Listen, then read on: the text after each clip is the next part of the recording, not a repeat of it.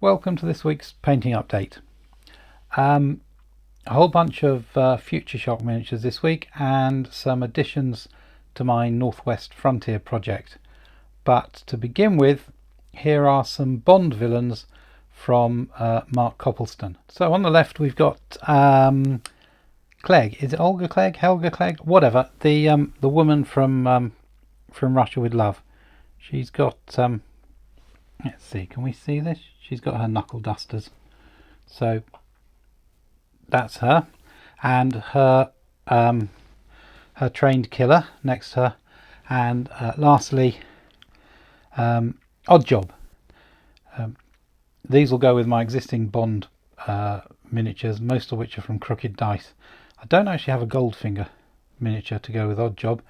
And I might find a bowler hat on a miniature and chop it off and put it on his base, but for the moment, 3 more villains for my small James Bond set. I painted the Bond villains because I ordered them from North Star Miniatures, because I was also ordering some pulp miniatures from them and some artisan design figures for my Northwest Frontier project. So I just combined everything, which is why they've been sort of slotted in incongruously in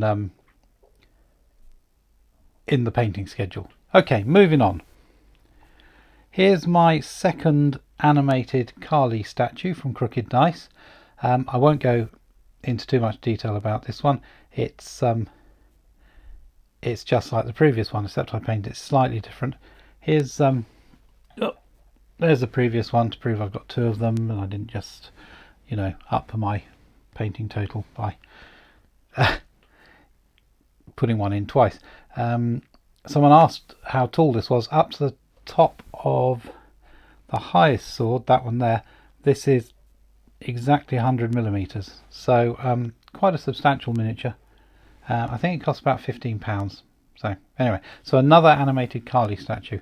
Obviously I ended up with 2 because I bought one, and then when I wanted to use it I couldn't find it, so I thought I must have sold it. I bought another one, and then of course about a day later I found the original one, so I got 2. Now the animated Kali statue is an optional extra for my Northwest Frontier project, so let's get on to the actual Northwest Frontier miniatures. So here we go. These are the train passengers. I've got 3 Northwest Frontier sergeants that I've ignored their sergeant stripes and painted as officers. Only one will get used. I'm thinking probably this one at the back is the one I like the most, but they came in the set of 3, and so I painted all 3 because at some point I might need 3. Along with them is the prince, who everyone's protecting. The chap from the governor's office. I think that's the rest of that pulp figures pack. Those are all pulp figures. And then to go along with them, there's a pack of 3 artisan design Northwest Frontier civilians who maybe coincidentally, fit the other passengers I need. There's the Lauren Bacall character, the prince's governess. There's the reporter, who's a traitor in the film, but won't be in the game. The traitor will be decided randomly. And this chap I'm using for the arms dealer, because he's got a gun. I do need the nice old lady, who I'll include if I find a suitable miniature, but otherwise I'm just going to leave her out. So that's the Northwest Frontier updates. I get paid soon, and I'll be sending an order off to the Perrys for the Afghan tribesmen, so expect them pretty soon. Moving on, we come to the Prince August figures, which I decided it was time I painted. I've had some of these lying around in my to be painted drawers from the 90s. I did paint some a long time ago, and I don't know where they are, so there we go. These ones here I bought recently, though, about a year ago.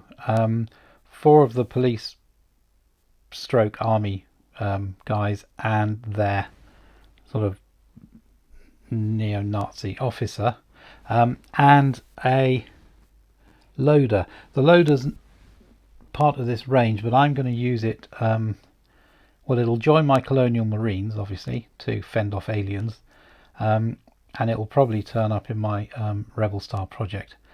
I've got another one of these on the way from Prince August, so I'll end up with 2. So yeah, so the police are ready to go. I'm pretty sure there used to be another officer figure who was in the helmeted uniform, but he's no longer available. I'll scour eBay and see if I can pick any more up. Okay, so that's the police. Moving on, we've got the sort of rebels themselves. Now, a lot of these miniatures are based off a comic book called Rebel by Pepe Marino. This is Rebel himself, and this is Gypsy, and there's a couple others here. So these are all from the first wave of releases in this range, when the miniatures were still, I think, really good. Move my hippie across a bit. So a good range of, well, they could be modern day anarchists or renegades or something, but a nice nice selection of not too over the top, not too Mad Maxy miniatures. A little kid with his teddy bear and his skateboard, really nice.